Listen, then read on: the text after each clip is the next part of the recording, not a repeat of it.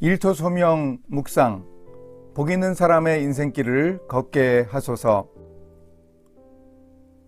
꽤 오래전에 프랑스의 한 문예신문사에서 당대의 유명한 문학가들에게 질문을 했습니다. 배를 타고 가다 파선을 당해 한 권의 책만을 가져가야 한다면 어떤 책을 고를 것입니까? 한 작가는 이렇게 답했습니다. 한 권을 가져갈 바에야 그만두지 가져갈 책이 있겠소. 희곡 작가 앙리 듀 베모어는 프랑스어 사전을 가지고 가겠다고 답했습니다. 그러나 대다수의 프랑스 문학가들은 어떤 책을 가지고 간다고 답했을까요? 한 권의 책을 가져갈 수 있다면 바로 성경을 가지고 가겠다고 대답했습니다. 새해의 첫날입니다. 올 한 해 우리가 걸어가야 할 인생의 방향을 함께 살펴보기 원합니다. 오늘의 말씀은 시편 1편 1절에서 6절입니다. 복 있는 사람은 악인들의 꾀를 따르지 아니하며 죄인들의 길에 서지 아니하며 오만한 자들의 자리에 앉지 아니하고 오직 여호와의 율법을 즐거워하여 그의 율법을 주야로 묵상하는도다. 그는 시냇가에 심은 나무가 철을 따라 열매를 맺으며 그 잎사귀가 마르지 아니함 같으니 그가 하는 모든 일이 다 형통하리로다.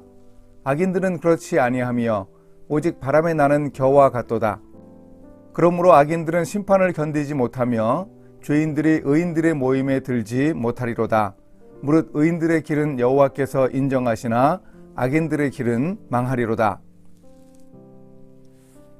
의인과 악인의 인생길이 정반대 방향으로 갈라지게 하는 가장 중요한 차이점은 무엇일까요? 그것은 하나님의 말씀을 따라 사는가, 그렇지 않은가에 달려 있습니다.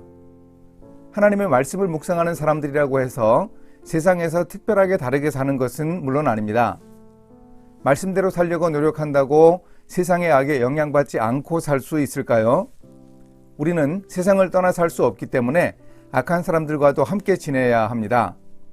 그런데 의인은 악한 사람들에게 영향을 심각하게 받거나 악한 자들과 공모하여 심각한 죄에 빠지지는 않습니다. 말씀을 묵상하기에 우리가 일터에서 겪는 윤리적 고민에 대해서 하나님의 인도하심을 받을 수 있기 때문입니다. 이렇게 말씀에 충실한 삶을 살 때 그로 인해 풍성한 삶의 열매들을 맺을 수 있습니다.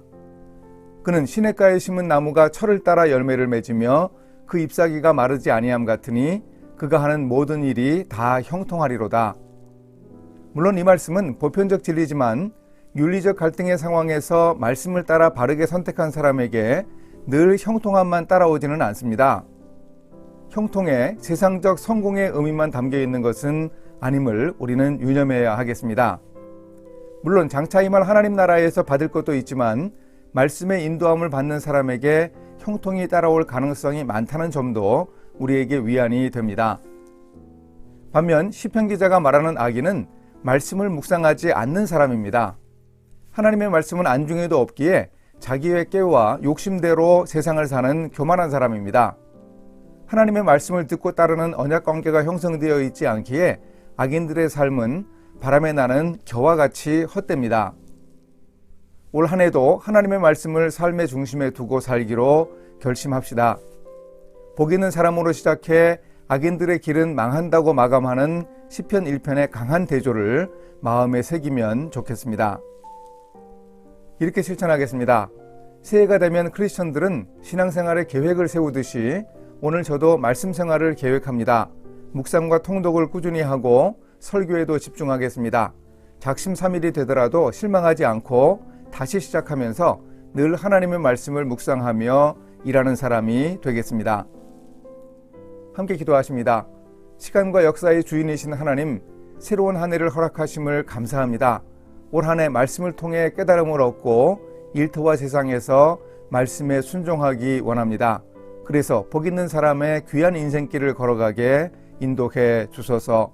예수님의 이름으로 기도합니다. 아멘.